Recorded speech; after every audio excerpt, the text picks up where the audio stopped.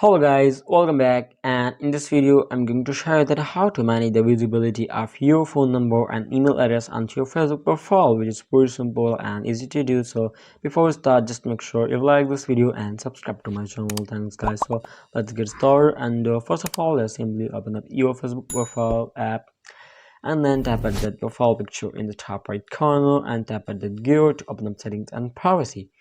Once you come to your settings and privacy, just simply tap at privacy checkup and tap at how people can find you on Facebook. Just tap on it like that, and after that, just simply tap at continue and tap next.